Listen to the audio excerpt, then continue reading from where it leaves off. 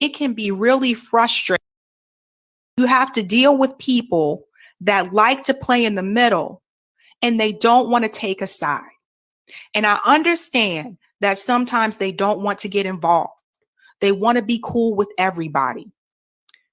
But sometimes, for those of us who are on one of those sides, especially if it's about a serious matter, damn it, sometimes we want you to pick a side. You cannot both sides it. Look what happened to AOC. She just tried that with the whole Cuba thing. She just tried that. And sometimes you can't sit there and just be quiet and act like things around you are not happening. That's not how life works. You know, I'm not happy about the fact that AOC has decided to go canvas with Nina Turner.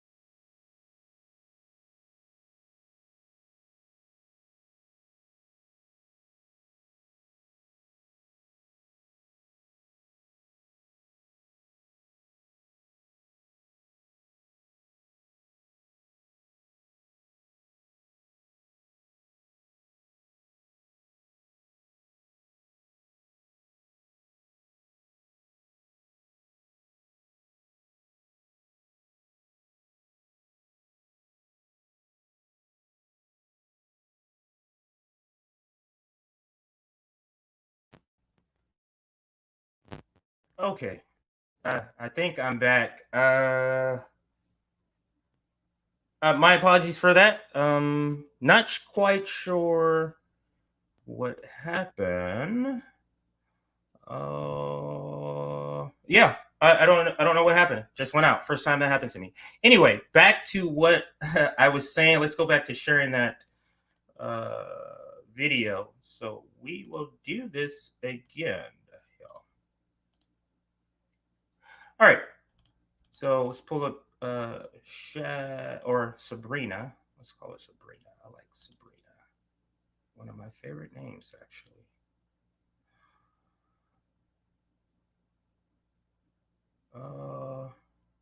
What is happening with Sabrina here? All right, let's try this again. Share screen. Share audio. All right.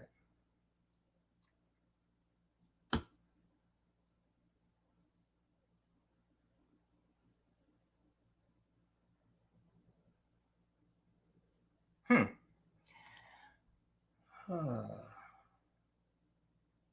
sure why that video is not playing. Let's try this here.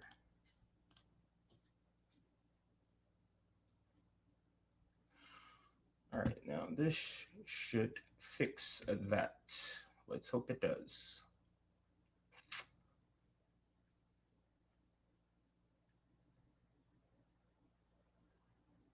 With people that like to play in the middle and they don't want to take a side. And I understand that sometimes they don't want to get involved. They want to be cool with everybody. But sometimes, for those of us who are on one of those sides, especially if it's about a serious matter, damn it, sometimes we want you to pick a side. You cannot both sides it. Look what happened to AOC. She just tried that with the whole Cuba thing. She just tried that. And sometimes you can't sit there and just be quiet and act like things around you are not happening. That's not how life works. You know, I'm not happy about the fact that AOC has decided to go canvas with Nina Turner on the same day of the Medicare for All marches. I'm just going to be upfront and vocal about that. I don't think that's cool. I'm not feeling it. I know good well that she knows that those marches are happening. And it just seems very weird to me that on the same day that people are going to be marching in, like, by the way, it's over 50 cities now, 50 cities across this country, you're going to go canvass to help get someone elected. We don't need you to help get someone elected. We need you to help fight for health care for everybody in this country, which is what you said you would do when you ran. That's what we need to happen. You're on your second term. There's no excuses. And I'm absolutely appalled because none of those people showed up to force the vote. They couldn't break themselves from their busy schedules. But people who need health care are also busy dying. So screw your schedule. What's this, Little Rock? Jimmy is live right now. Some of the activists and organizers for Medicare for All told me they're going to be on Jimmy Dore tonight. I want you guys to see that because that is really important. We can stop that. But and her tweet says, "Dear AOC, we don't need you to help get someone elected. We need you to fight for health care for everyone in this country, which is what you ran on." You know, what can I say? It's AOC. For those who have been following me for over a year, have known that I'm not a fan of AOC. Like during the Bernie campaign, I wasn't a fan of AOC. So it just feels like a lot of people are jumping on the I'm not a fan of AOC now. But I felt this disingenuine feeling, this thing where she wasn't authentic. I just had that feeling a while ago. And so I'm not surprised by anything that AOC does. Now, to kind of talk about what Sabrina is talking about with AOC campaigning with Nina Turner. So this speaks to the point to my belief that the inside game that some progressives, some leftists want to do or want to implore for within the Democratic Party does what? I don't feel, it doesn't feel like that's a winning strategy. If your goals are to get the policies that leftists and progressives want, like if that's your goal, joining the Democratic Party seems to be contrary to you wanting to accomplish that goal. And this is sort of the same thing. Now, if you think that AOC and or Nina Turner don't know and haven't heard about this March for Medicare for All, be real. And if they want to pretend like they haven't heard about this March for Medicare for All, you know, take it for what you believe. Like, I'm not going to tell you how to think about these people and how to take what they're doing. But my opinion is this.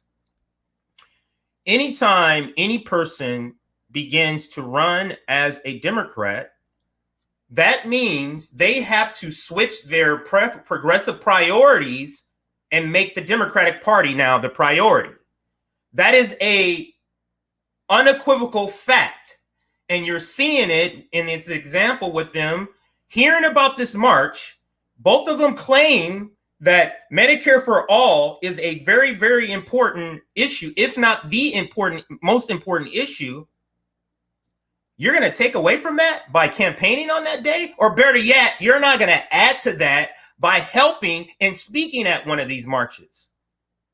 Do you see how she flipped the progressive policies, brought that down to number 2, and put the Democratic Party at number 1? And this is the reason why I said running within the Democratic Party will not get progressives, leftists, the things that we want, for this very fact. If you are a Democrat, if you're running as a Democrat, you must put the party before any progressive policy you want. And if I'm lying, tell me why Nina Turner and AOC are campaigning on the day that we're doing this march. You tell me that. When you can answer that question, you know, I'll give you a hit of this shit right here. So let's move on to the next. Excuse me. The next thing I want to share here. Let me share this screen one more time here. so that you can see what I'm going through here to get to some of these things. And what I'm going to do, since I'm alone today, I am going to get to the comments. So for those that are making comments, I want to put all my focus on the comments. So that's why I'm not trying to split my attention between you and speaking right now. When I get to the comments, there's going to be a segment where I'm just talking and going over all of your comments. So don't fret, I will get to those comments very soon. Okay, so let's go down. Oh, that's me. Oh wow. Oh, I didn't know it does that. So I guess it makes a post. I think that's Periscope or one of those makes a post to our Twitter. But anyway, so great video, Sabrina. Glad you're on board. What is this? This is urgent. Please don't ignore. I need help. My mom's dialysis. We're always supporting, mutual aid. So for those that can support some of our mutual aid or our comrades, please go on our Twitter. You can see a bunch of retweets for those that need assistance with mutual aid. Make sure you check that out. Then we have Jackie. Let's see what Jackie. This Saturday I'll be working, so I can't attend personally, but solidarity to everyone attending AmeriCare for All, and solidarity with you, Jackie, having to work during this important thing. I am still trying to make sure I can be off work for the march because it's in LA, and I would have been at the same march that Jackie would have been at because she would have had to attend the LA one if she was able to. But solidarity with her and other workers having to work during this time. Let's get to Nick. What is Nick talking about? Capitalism is a failed system that crashes every 4 to 7 years. Meanwhile, dipshit liberals and conservatives want to smear Cuba and other countries. We're always, let's mute that here. I always want to hear what Nick has to say. So let's bring Nick up. Let's hope me expanding this does not crash it.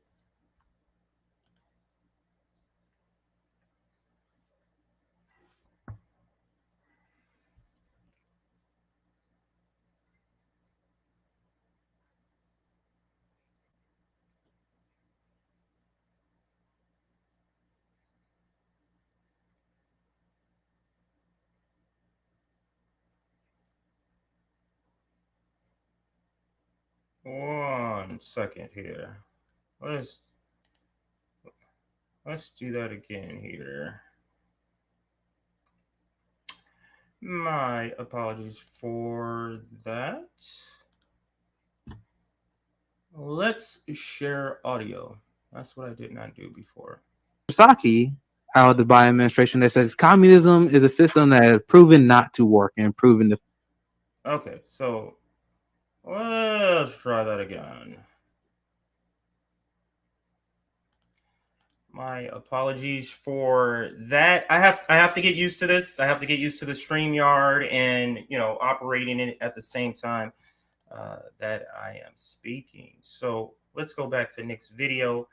I forgot to share the audio.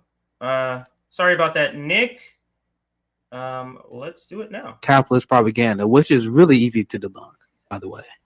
I'm gonna just read you guys some facts because it's very interesting how you have these capitalists who claim they care about Cubans, but they are using this to prop up America. You guys see that? People have American flags as these protests.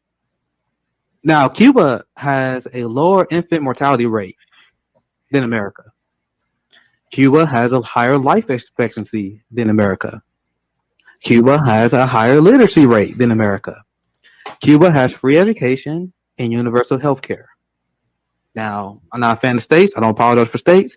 I'm just reading the facts, right? And then you had Jen Psaki out of the Biden administration that says communism is a system that has proven not to work and proven to fail. Meanwhile, life expectancy in America continues to drop. We have a homeless population that continues to get out of control. And we live in a system that crashes and fails. I put that in parentheses because this is how it's designed to work.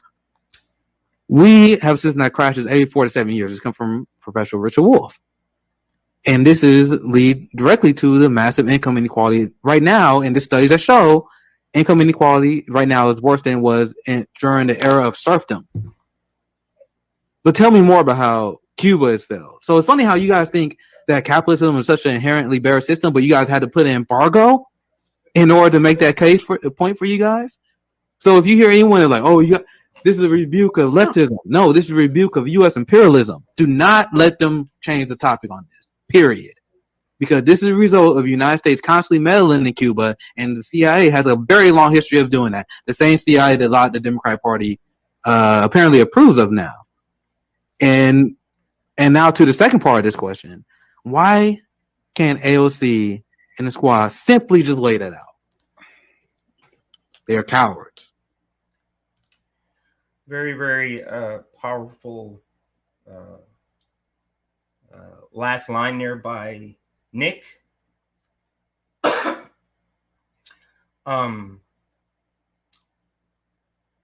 thing about Cuba, I'm trying to think of another country, maybe Russia, or maybe not. I'm trying to think of another country where the American population has been more propagandized about. Cuba is one of the countries that America has been most propagandized about. Now, being intellectually honest, I should be able to say that, and whatever is wrong in Cuba can still be true. The problem with American political discourse, American political discussion also is that everything about a side has to be bad. All of it. It can't be like somebody made a point. They did this to Bernie Sanders too. And he's like, well, Cuba does do this. That is a good thing. A person can't say anything good about Cuba in the same way that a person can't say anything bad about Israel. So that's the only point that I'm making about that last part that Nick said. But let's replay the beginning of this video so you can hear, list the things that he says. Listen to this. So, despite capitalist propaganda, which is really easy to debunk, by the way, I'm gonna just read you guys some facts because it's very interesting how you have these capitalists who claim they care about Cubans, but they are using this to prop up America. You guys see that? People who have American flags at these protests. Now, Cuba has a lower infant mortality rate than America. Cuba has a higher life expectancy than America. Cuba has a higher literacy rate than America. Cuba has free education and universal health care. Now, I'm not a fan of states. I don't apologize for states. I'm just reading the facts, right? And then you had Jen Psaki. So yeah, I'll pause it there. That was a part I wanted to share. So my apology, I have a little cold. Probably shouldn't be smoking, but what Nick is pointing out is capitalism's issue. They don't have standing to point out issues in other countries, in particular economic issues in other countries. And there's a couple of reasons they don't have standing for that. One, America destabilizes other countries on purpose. So, for example, these sanctions have been meant to put in place to destabilize this country and to make them bow down to America. That's not happening. And they've been resilient all this time with all these better numbers than the United States. And it's created this resentment in America and in American government towards Cuba. But my broader point is this, is that capitalism has a great way of pointing out issues with other economies, other countries, without talking about how they have a hand in destabilizing those countries. You get what I'm saying? So look at them. Hey, they this and they that. And it's like, well, what did you do to help destabilize that country? would be my question. And then it's very rich, it's very ironic. Like a lot of the same things that capitalism or this country points out, and it's a capitalist country, and every view we have is from the point of view of capitalism. That's why I'm saying that. But the very things that they point out is the very things that's wrong, with capitalism. Like you point out, communism is a proven unsuccessful system. Capitalism too. I'm not going to say too, but capitalism is a proven system that doesn't work. Do you call having an oppressed people for several hundred years, you call that capitalism working? Do you call capitalism extracting labor from prisoners? Do you call that capitalism working? When you have Jeff Bezos that has several $1 billion, over $100 billion, but you have a homeless population, do you call that a success of capitalism? Because I absolutely don't. So to me, it's very rich that you can point out, communism is this, communism is that. But capitalism is worse. Name a country that communism bombed. I can name a country that capitalism has bombed.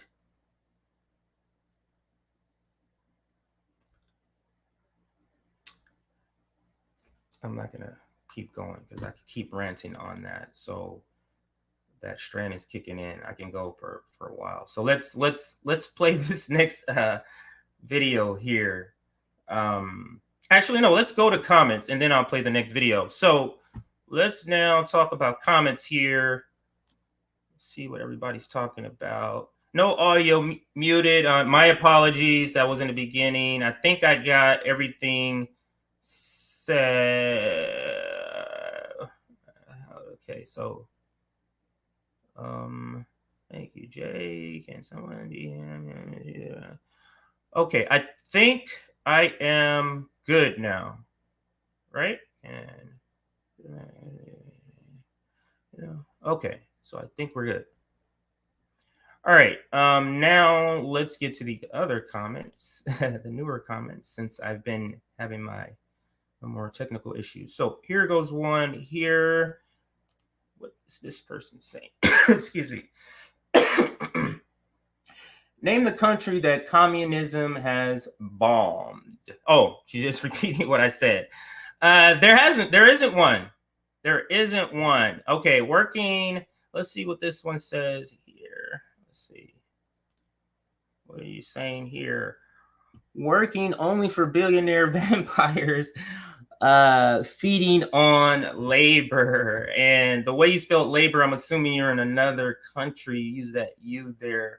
Happy to see you here. I do like that because they are bloodsuckers. That's essentially what billionaires and capitalists are vampires. So I do like that name that you give for them. Let's see here. Name a country. Exactly. That's the capital working the way it's supposed to. This one. Exactly, mate. Maybe you're from Australia. That's capitalism working the way it's supposed to. Absolutely. What they teach you in school about capitalism and how, all you need is, this, and everybody's an entrepreneur and all that. That's all a joke. Or that's far from the truth.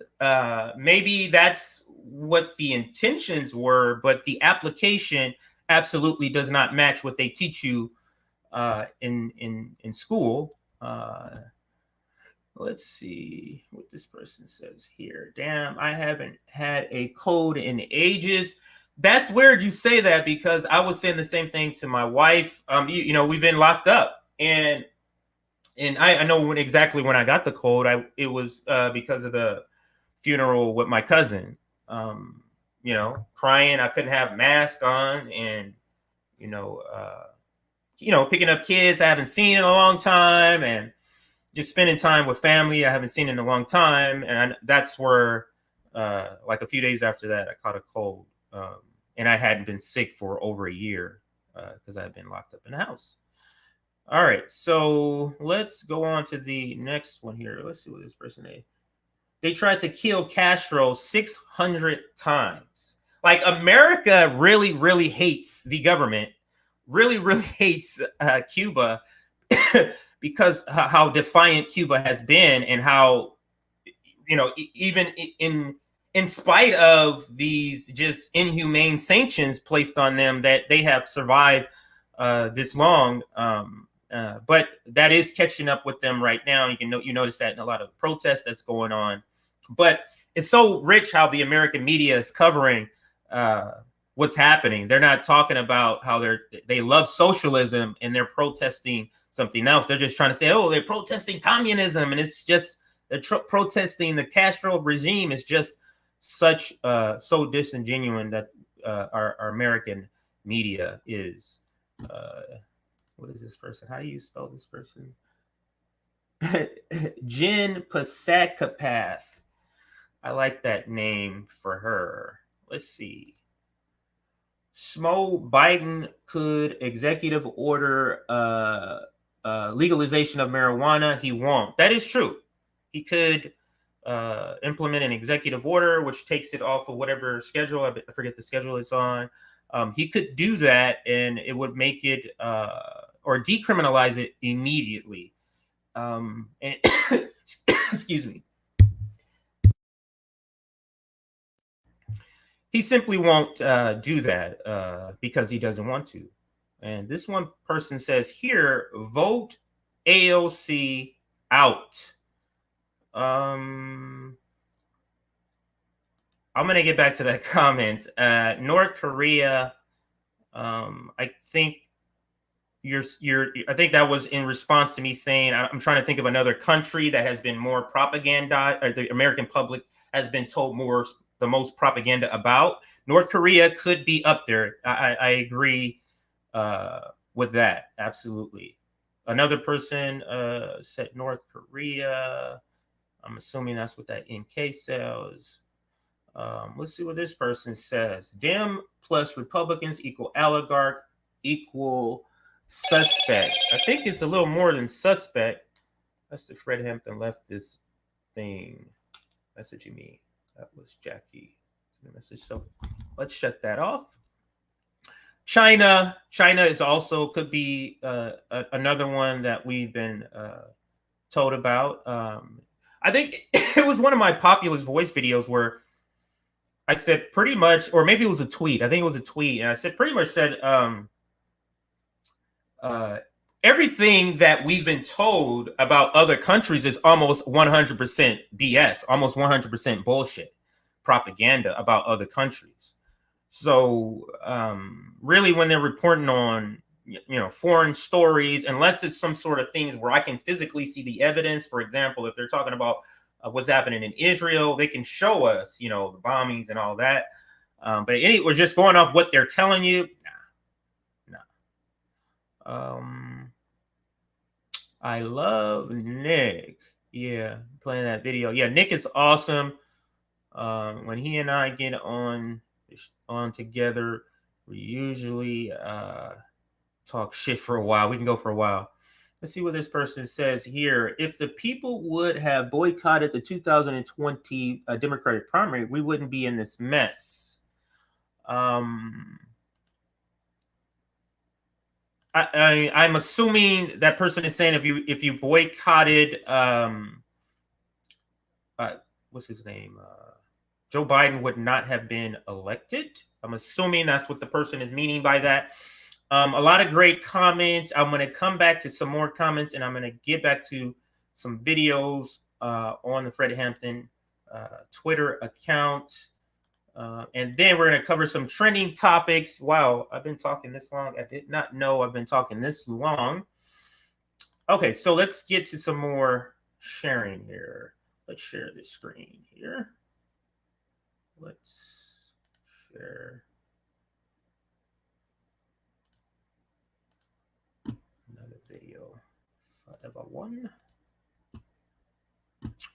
All right. So had Justin on a few weeks ago, or maybe it was over a month ago, on the Straight Out of Compton, Straight Out of Politics, my apologies, Straight Out of Politics episode.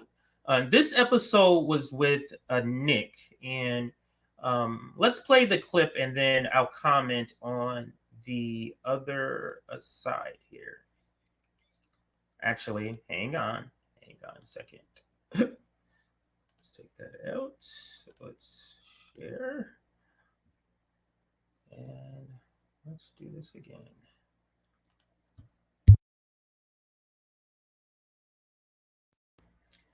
Okay. My apologies. I have to remember to click share audio every time I do this. So now let's bring it back up. Let's play this video. We'll talk about it on the other side. His quote, but propaganda to me is the most strongest thing and is the thing that's keeping the ruling class in place, that's keeping the oligarch in place and keeping people misinformed, where people are voting against their own interests. Like the person you're voting for. So, for example, if Black people want anything to be done to the police state, you don't elect the person who wrote the 1994 crime bill. That's California stop cop. You understand the level of brainwashing that has to come about in order for a person to do that. And that's the reason why I say propaganda is the thing that's keeping America in this place. And it's also the reason they're coming after the left. They're telling on themselves. It's coming after the left because they know information is the value, or correct information, I should say. Correct information is the value. So what are your guys' assessment of American propaganda and how it plays into keeping everybody where they are? And how do we get out of that? I'll start with you, Justin. Yeah, no, everything you said is 100% on point, and it's even gotten to the to the level where they're we think about something like Twitter or YouTube, like now they're starting to cordon people off. Right? Mm-hmm. They're saying, okay, there's this algorithm we have together where you're just going to see, people that are in your, that have your same thought process, right? It essentially is an echo chamber. But now, because these, corporations that are, Twitter, Facebook, they don't want to get regulated, they're going to just do whatever the, ruling class tells them to do.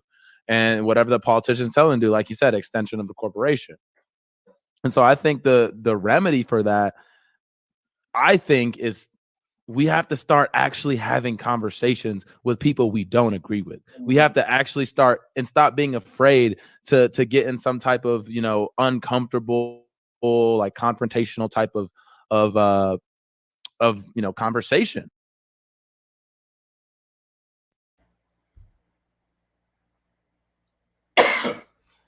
I absolutely agree, Justin. Let's see who this is texting me here. So that video basically was covering propaganda and how it's my belief that the duopoly is keeping us in where we're at. It's keeping us from getting Medicare for all, from them getting serious about a Green New Deal. But what's keeping the duopoly in place? And that's propaganda, false information, misinformation. And I'm going to go off on a tangent right here because I was having a discussion with my wife yesterday and talking about the whole thing with Biden and Facebook, and they're saying misinformation. And I told her, I had an epiphany. I'm like, this is the same thing that Trump did. What did Trump do? He labeled news fake news. Joe Biden is doing the same thing, just calling it misinformation. It's the same label he's giving. So supposedly his is a righteous mission to get rid of misinformation, whereas Donald Trump just presented as like that's false information. He didn't say, "Oh, let me get rid of it." He just labeled it as false. It's essentially, to me, the same. Excuse me. The same things. What they'll do is point out an egregious example and say this is the reason why. But the application of it is the same thing that Trump is talking about, which is fake news. They want to squash any dissent that's giving truth about the administration, about whatever they want to do, and they label it misinformation. You leftists are giving misinformation when you say Joe Biden is terrible. You get what I'm saying? So it's essentially the same thing. It's just that Trump just told you it. Biden is actually trying to do something to stop us from being able to call them out. That to me is a huge difference. And this is the reason why I said another tweet I made, which is, what's worse than fascism, or than a fascist in the White House? What's worse is a fascist in the White House with mainstream media behind them. And that's what we have now. Now, some of you may say, oh, Joe Biden's not a fascist. Okay. You know, let's not call him a fascist if you don't want to call him a fascist. But basically what I'm saying is neoliberalism is still in the White House, and that has not gone away. And also about propaganda, hang on a second here. About them coming after the left. I just want to talk a little bit more about that. So what did they do? You know, they came after some of our, friends of the show, like Fiorella, like Frank Analysis. Just several different. Oh, Jordan. Jordan from Status Quo. They came after, and several other of our comrades on Twitter. They came after, not because we're inciting violence, not because they're calling the coronavirus false information, because they're critiquing Joe Biden. Because they're critiquing the Joe Biden administration, because they're critiquing the Democrats. And who are Democrats in bed with? They're in bed with big tech. Who's big tech? YouTube. YouTube is censoring the left. Who's big tech? Twitter. Twitter is censoring the left. Who's big tech? Facebook, Instagram. Those platforms are also stifling the left. And Joe Biden is being upfront about it. Like, we're coming after you. Misinformation. It's the same thing. Fake news. It is the same thing to me. And that's my take on that. So let's keep scrolling. See what we got here. The great JB. What is he saying on here?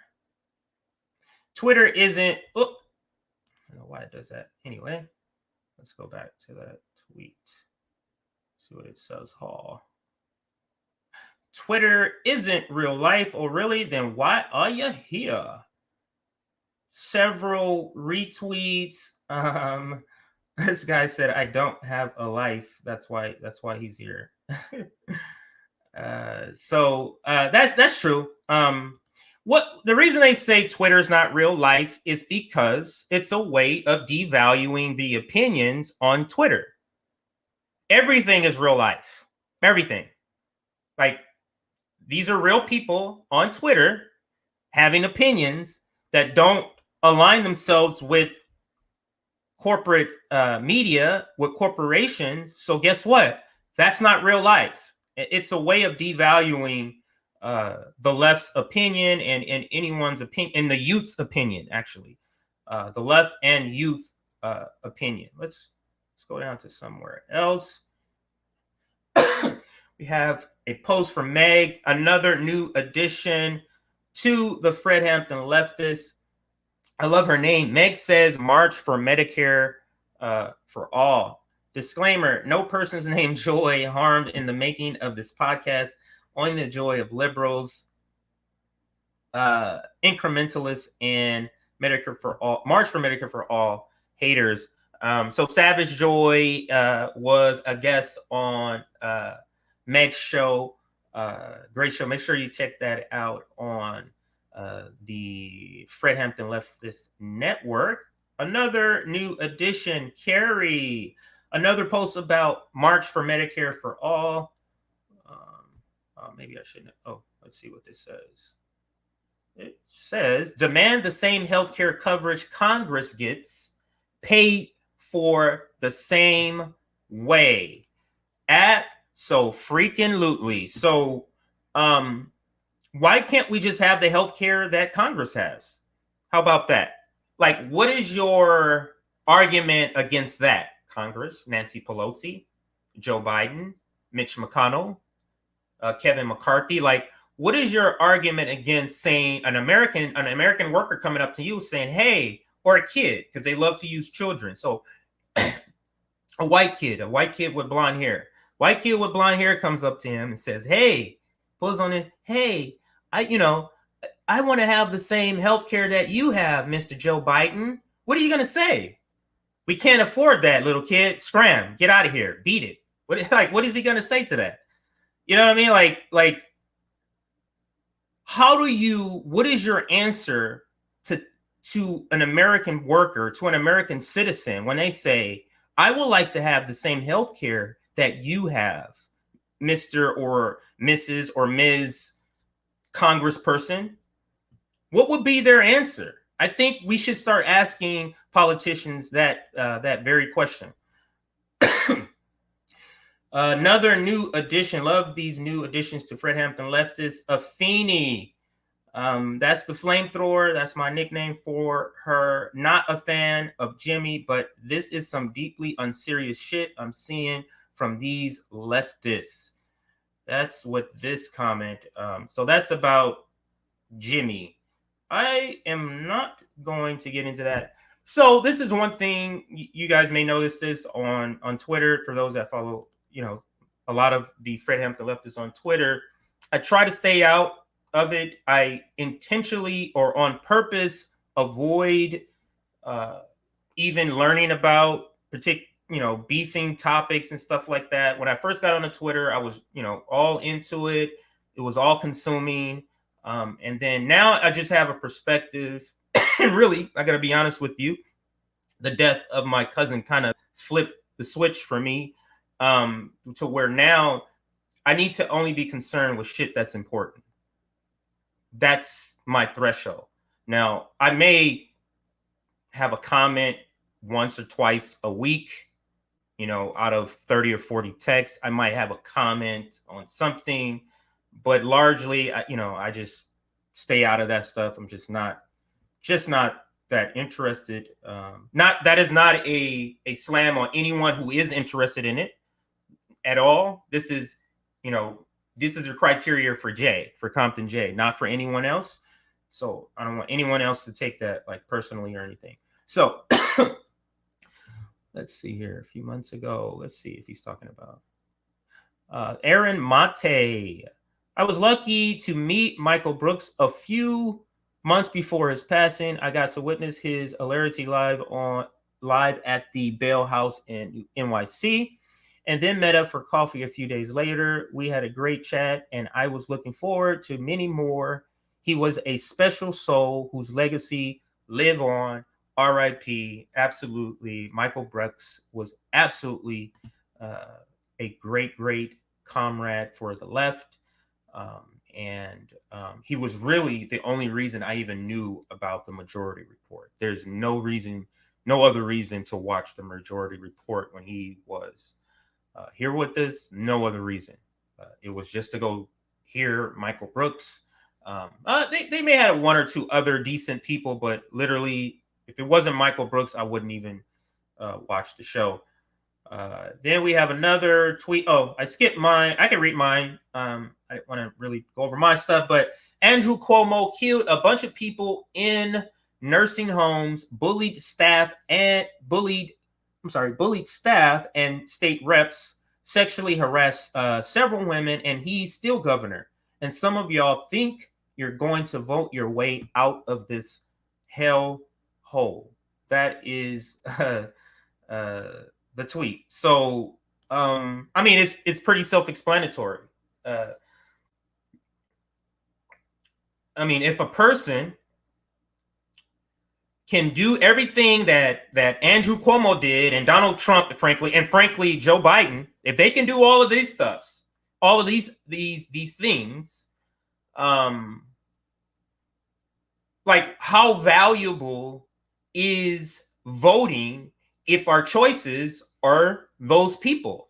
How valuable is voting if when these people do these things in office, they just stay in office? So it devalues voting to me. Like, what, you know?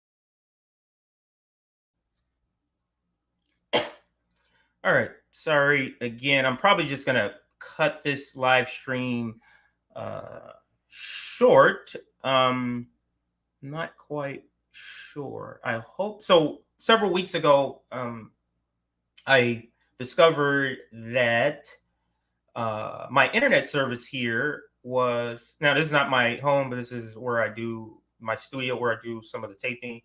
I noticed the internet, like the cables, had kind of been gnawed through. Come to find out, there was a possum all this time gnawing through the wires, eating something, but I guess it was close to the wires, gnawed through it. That was affecting. And I had them rewire all of it like a couple of weeks ago.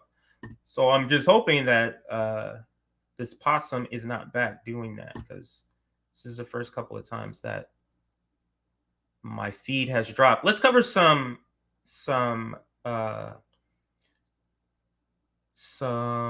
comments here. Okay. I get throttled all the time. This person is referring to a game. I'll skip over that. So this is a nice comment here. Brooks, or nice comment, but let's check out this comment. Brooks blamed atheists for the New Zealand mosque attack. I don't know enough about that to have an opinion either way, but that is interesting. If you guys do have an opinion about that, put it in the comments. I would love to learn just about that. I would just love to learn about it. Shit, did we lose them again? You did. You did. I'm gonna go and check that feed again and see what the hell's going on. It could just be my computer maybe overheating. I have had it on. I've been editing on it before I started the stream. It could be that. So I can't, say that's the only way. Michael Brooks had all the qualities desired in a true revolutionary. Left is best. He rests in power. That is absolutely true. We need more people aspiring to be like a Michael Brooks in your own way, of course. You should be yourself. This person is saying, I prefer Chinese food. Korean is too spicy.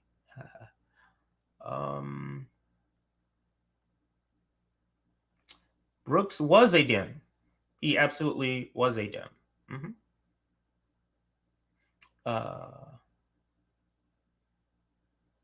I don't think that changes any of his views. Like, I don't think his views or lessens his viewpoints on humanity because he was a Democrat. I don't think that does for anyone if you're genuinely a Democrat.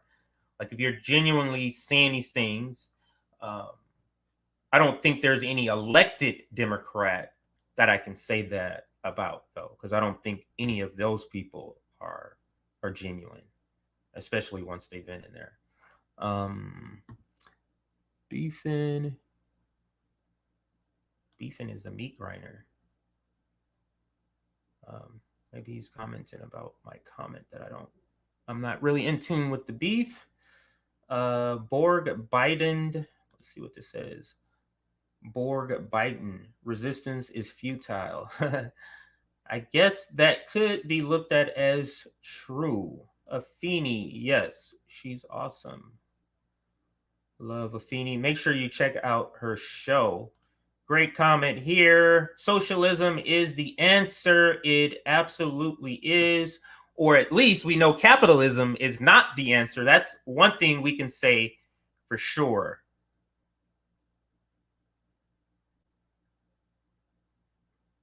Let's see. Who is this? Silicon Valley technocrats. That is a good label. I like that. Here's one. The left is strong. We are many. We have no leaders because the right kills them all or looks them up. Looks them up. Or co-ops them. Maybe that's what he was saying. I'm not sure.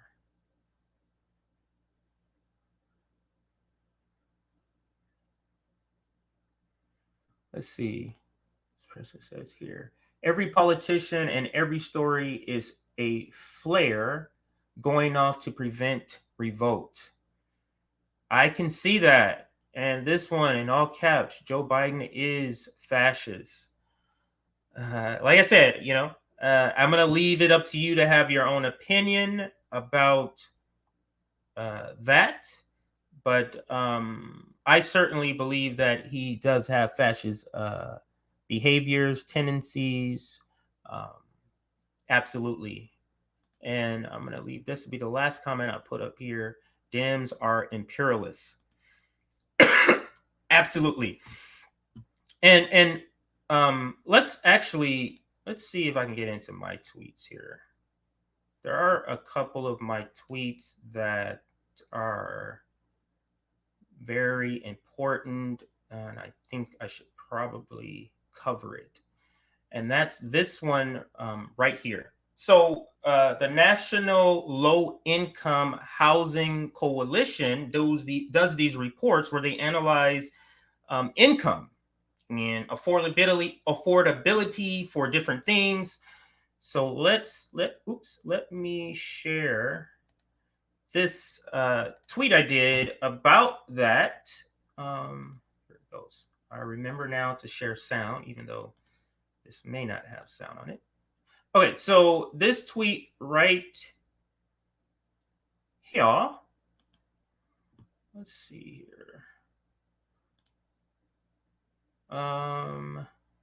By state, the hourly wage you need to earn in order to afford a 2-bedroom place. So if you're looking for a 2-bedroom place and you live in some of these cities, this is how much you need to afford to get or to be able to afford a modest, not high end, not the worst of the worst, a modest, a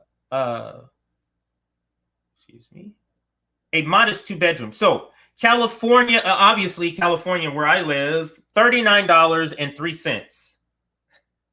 You know how ridiculous that is? So for me to afford a 2-bedroom, I need to make basically $40 an hour. You know what our minimum wage is? $14 an hour. It's like something has to give. The wage has to go up or the price has to come down. Like that's unsustainable.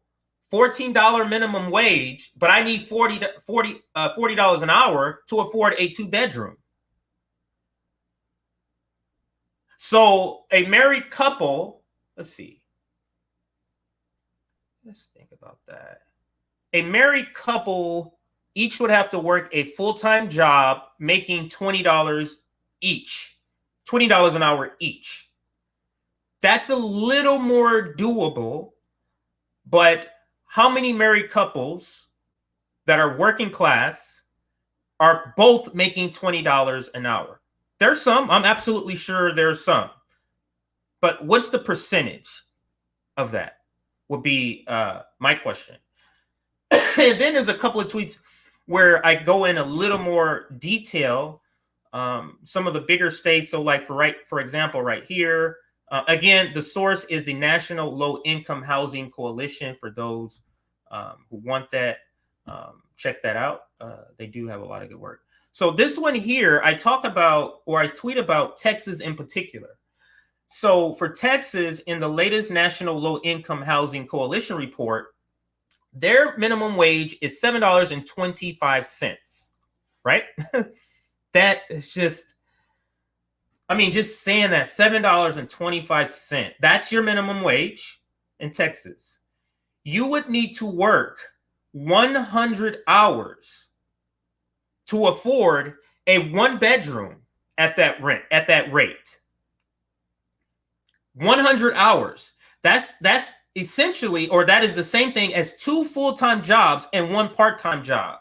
So one single person making minimum wage in Texas would need to work 100 hours every single week to be able to afford a modest one bedroom in Texas. They would need to have 3 jobs, 2 full-times and 1 part-time to afford that. But capitalists don't see that there's a problem here. In order to afford a 2-bedroom in Texas, you would need to make $21.98. Your minimum wage is $7.25. So you're talking about over $14 difference. Who's getting a $14 raise soon? Anybody? Anybody making $7.25? Are we getting a minimum wage hike soon? A $14 one at that? Like, it's just, wages have been so suppressed that it looks like this. Like, the gap is so tremendous. Now, if you try to catch that up, you're talking about increasing wages by like $10, $20. It's so absurd. So let's see another state. Florida is another big state. A lot of people follow me from Florida. 2 Fred Hampton leftists are in Florida, and that is JB and Meg. They're both in Florida. So in Florida, the minimum wage is $8.65, and you need to work only 93 hours. So if you live in Texas, if you move to Florida, you can save 7 hours every week, right? Now you have time to spend eating. You got to spread that out as an hour a day. Now you can use 1 meal. That's all you get.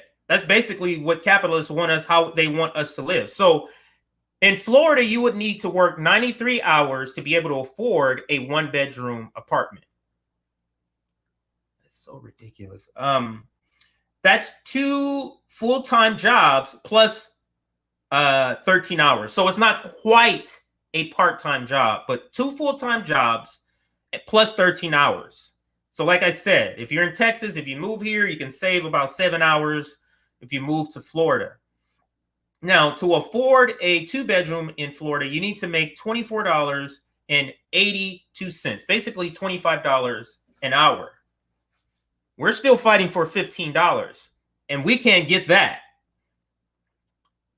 Florida needs to be paid $25 an hour. Do we think voting is going to get us there? Is that what we think? Do we think voting is going to close that gap? Like, we're going to vote somebody in, and that person who's being paid by corporations is going to vote a federal minimum wage hike of like $10. It's terrible. The state we're in is just, the state, meaning where we're at, the status we're in is just so far gone at this point. California, I guess I can cover California. I live in California. I wasn't even aware the minimum wage was $14, but the minimum wage is $14 an hour. You might be thinking, wow, that's close to $15 an hour, which is what we're asking for, which is why we shouldn't be asking for $15 an hour. Because listen, $14 an hour, $1 away from what we're asking for. The fight for 15, California is $1 away from that. Let's see what we can get with that in California. So in California, I would need to work 89 hours, 4 hours less than Florida, 11 hours less than Texas. at $14 an hour. Do you think $15 an hour is going to greatly impact that number? Not in California. Not in California. So 89 hours just to afford a 1-bedroom. 89 hours is the equivalent of 2 full-time jobs and plus 9 hours. So I would basically need to work Monday through Friday, 16 hours, sleep. When would I be able to drive? You know what I mean? Like I guess I would sleep for 6 hours, drive and eat. That's the existence that capitalists have pushed us in by suppressing wages. It's pretty disgusting. And I mentioned this earlier, $39 or $40, if you round it up with the 3 cents, is what I would need to make in California to afford a 2-bedroom. It is just terrible what these capitalists are doing to this nation. So I'm going to cover one more tweet here. I wanted to cover this one here. Let's hope that it doesn't go anywhere. Okay, so this tweet here, the stream still looking okay? I need to check this back. Sorry guys, I'm not good at multitasking, I guess. So this tweet here, this so-called labor shortage is proving the point that I'll start over. This so-called labor shortage is proving the point that the United States must create a permanent underclass that's desperate enough to take these low-paying jobs. That was the tweet. 2,000 likes, over 500 retweets. And I go on to say, how do you create a permanent underclass? You destabilize families with mass incarceration and slave patrols, what they call patrols now, but the full name is slave patrols of their neighborhoods, underfund schools, never fix immigration issue, keeping people undocumented. Then I say, wake the F up or wake the fuck up. It's just terrible. I mean, I'm just imagining what I'm saying, and that's why I'm just astonished that these people can treat other humans this way. So what does that tweet mean? So the way capitalism, in order for capitalism to function,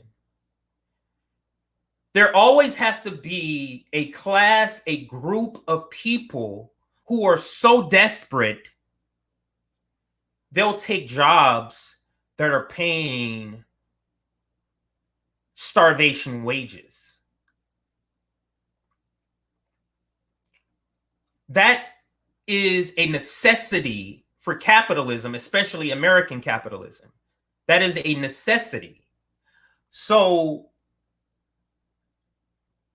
now let's talk about how that's applied in American society. So let's take the Black community. So that means you underfund their schools. Let's talk about the white community. That means you underfund rural area schools. Also, that creates a permanent underclass in rural America, and it creates a permanent underclass in urban America. Again, I'm going to keep going back to this. You have to have a class of people desperate enough to take very low-paying or starvation wage jobs. That's the reason why we're hearing now labor shortage, labor shortage, labor shortage. What it is an incomplete sentence. It's a labor shortage at the pay rate we want to give. That is the complete sentence of what they're saying when they're talking. A labor shortage at the rate we want to pay. Now, if this was true capitalism, like what they teach us in school, the market determines everything. The market is saying people should be getting paid $25 at these fast food restaurants also. That's what the market's saying. Do you think they're going to do that? These restaurants will rather close than pay you what you need, what you should be paid, especially these chains. They'll just close it and just, make money off the ones they're able to keep the starvation wages intact. They'll rather close the location than do that, because to them it sets a precedent, and you can't set a precedent where we're paying labor what their value is. We can't. Capitalism cannot set that precedent. But now I'm going to roll this conversation into, let's talk about general strike. But what I think this so-called labor shortage is showing, and I'm hoping people are seeing this, is that the power is ours. Look at the panic. 9 million plus jobs are vacant. And that's just from people not even going back to work. This is not even a strike. But look at the panic. Take away those UI benefits, which, by the way, has not done anything. There has been no uptick in people trying to look for work in those states that have taken away those benefits. But that is a clear indication. Why would you take away benefits? Why would you say, hey, you who are getting paid $1,600 from unemployment, we're going to make that now $600? Why? So we can force you, who are now only getting paid $600 instead of $1,600, to have to go and take this very low paying job because you are desperate to pay your bills. I think Richard Wolff called that forced labor. Isn't that forced labor? And just right now, for whatever reason, I'm really on this labor shortage deal. So I watch a ton of video from local news outlets, and it's literally 98% from the perspective of the business. That please come help. There's jobs are available, as if people are supposed to view jobs as anything other than a means of paying for bills, a means of living, not careers, jobs. Like we're supposed to be conditioned to look at jobs as like, yeah, let's go. Like this thing that we all excited to go do for low wages. It's astonishing to me when I watch these videos, because it's almost, they really believe people really should be doing that. They really believe people should be clamoring for these low paying jobs. And I just don't understand it. But the restaurant business model, the hospitality business model has to change. Because what did the pandemic allow workers to happen? To have a pause. Workers never wanted to have these low paying jobs, but they were stuck. I can't take time off. I don't know where I'm going to get a job at. I don't know. I can't take this time because if I take a day off, I can't pay my bills. I can't pay this, can't pay my rent. So you couldn't take a day off. So that just meant you just had to stay with this terrible starvation wage job. What the pandemic allowed was a pause. Everything is closed down. I'm just in my house. There's no expenses I'm creating because everything is shut down. I'm saving money. I'm paying bills. And it allows us to say, that job I hate that they don't pay me anymore, now I have time to look for a job that I want. Now I'm not picking work out of desperation. I'm going to say that again.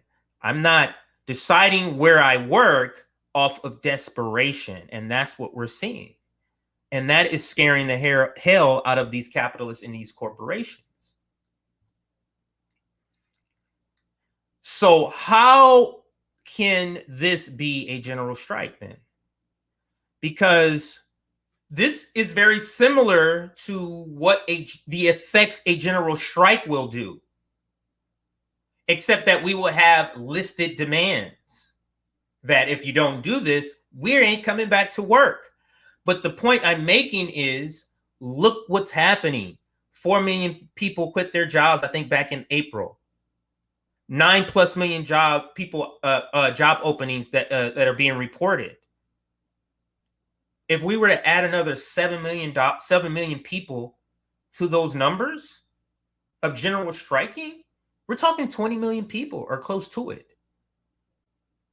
not going to work, whether it's you're not returning the 9 million or the 4 million who just quit their jobs or the 7 more million who are saying, I'm joining you guys.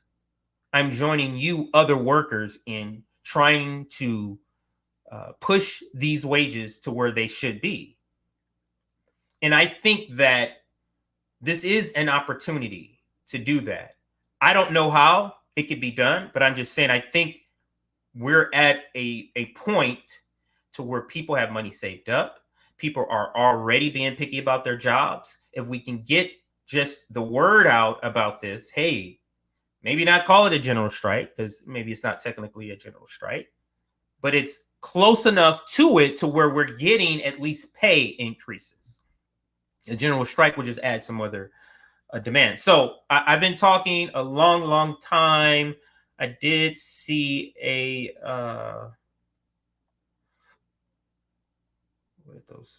where did it go? Oh shoot. I don't see.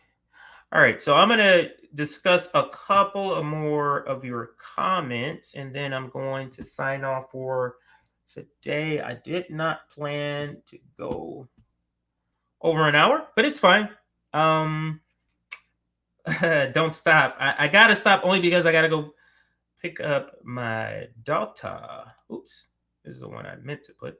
I'll put that one back on. So time for a 4-day work week.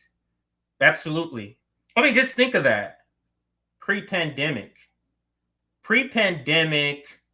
I mean, you're working 40 hours. You're seeing your family on the weekends. Maybe if they don't have a weekend job, like capitalism is not even allowing you to see your family. Like capitalism affects so many areas, not just economics. It doesn't allow you to see your family. It breaks up relationships. What's one of the number one reasons for a divorce rate in the United States? Money. Or the lack thereof. And all of us who are lacking money is lacking it for one reason, and that's capitalism. So, great comment. So let's see what other comments here. I'll just put that out. Maybe you answered it. I don't know what that discussion was, but you can see it on the screen. Oh, my bad, bro. I read your comment wrong. You weren't saying it that he was saying it was the atheist's fault. You were saying atheists are not to blame. My apologies. I did say that incorrectly. Let's see here if there's any other ones on here that I want to put up. You want to learn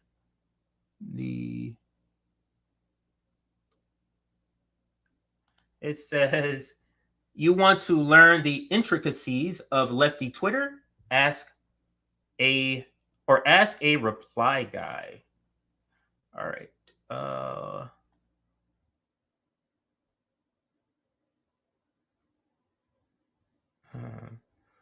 like that comment. He did used to say that. That's, as Brooks likes to say, delusional. Like that comment.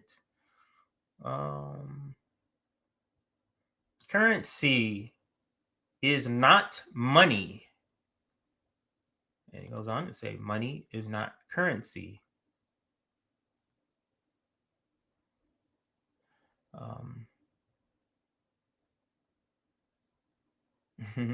Okay, that's the other discussion. Money is nothing but a note and a promise. Money is nothing but a note and a promise. I don't know who Sam Harris is, so I might put that one on. I'll read it though. Who loves Sam Harris? Not me. Get the know what that is.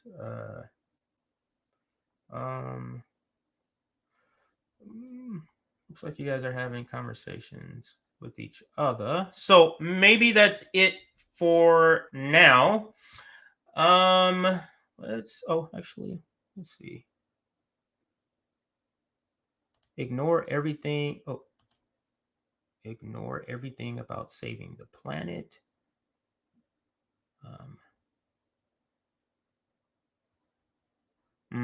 You had already given up on TYT, huh? Even before. I get it, bro. I get it. Never was big on TYT. Like, I'm a person that I lean heavily on my instinct, especially a vibe of a person. And instantly, there's two people that people loved back in the day where I instantly got a vibe like I'm not that person. I'm not AOC and Cenk Uygur. Those two people, even when people like them, and I just had to keep my mouth shut, it was just a vibe. Just never. It's a vibe of something about this person doesn't mix well with me. Something is different about this person that I don't like, and I always go with that feeling. And to me, it's just coming into fruition now that we're seeing. I mean, Seek we've seen for a while, but AOC we've seen for a while. So actually, both we've been seeing for a while. But yeah, Cenk, I said Seek, but Cenk, a lot longer, I would say, than AOC, or maybe just as long. Maybe some of you feel like it's just as long. So that's kind of how I evaluate the Majority Report, Sam Cedar. Just never was a person that always got a vibe from him. Also, not as bad as the first two I mentioned, but I always got a vibe. I got a vibe from him that he didn't know what he was talking about. That's the vibe I got from that guy when I watched him years ago. So I'm not talking now, because a lot of people might say, yeah, he doesn't know what he's talking about. Because a lot of people was liking him 3 years ago. That's what I'm saying. A lot of people liked him 3 years ago that don't like him today. And I'm saying even then, just got a vibe that he didn't know what he's talking about. And that's why I said I would watch it, because of Michael Brooks. He seemed to be a lot more knowledgeable, and I liked what he was saying more. But anyway, I've been talking too long. I'm rambling, so I'm going to take off now. Somebody DM me asking me what strand. Again, it's Hawaiian Punch. You should try it. And for those, if I missed your comments, I do apologize. I tried to get to as many as I could. What's happening next for me is tonight I'm doing a live stream on the Populist Voice Network with some of the hosts from the Independent Left podcast and the Intersection podcast. So there's going to be like 5 or 6 of us on tonight. So make sure you check us out on, or check me out on there. Again, the Populist Voice Network. Just search us. I think we're going on 7:30 Eastern, I believe, 4:30 on the West Coast. So I got that going on. We also we're getting close. I'm getting close to finally launching the podcast with Sky Daddy, for those who know her on Twitter. So that's still coming. We're still working on a podcast with Rome and the non-voting felon Michael. That one's going to be called The Hood is Left. That one is also in the works. Let's see what else is happening. I think that's pretty much it for this week, at least. Make sure if you like the show, or if you like the network, make sure you support us if you can. I know it's hard times for some of us, but if you can support us. I think, actually, didn't have my banners on the whole day today, so I'm gonna put that up there just for a few moments for those who want to go and support. You can go follow me. I should have had this scrolling the whole time. My apologies for that. But there's my Twitter. If you want to follow me, like, share, subscribe, please support us. Our new way of supporting us is the Ko-fi website. So check us out there. The link is right there. I'm going to leave that up for a little bit. And so this is the end of the stream. I want to thank everybody for joining me today. I just kind of went on the fly. And I know I may have rambled. That kind of happens after I've taken a couple of puffs. So, but hopefully I did touch up on some good points. Thank you for joining me. I am signing off. This is Compton J with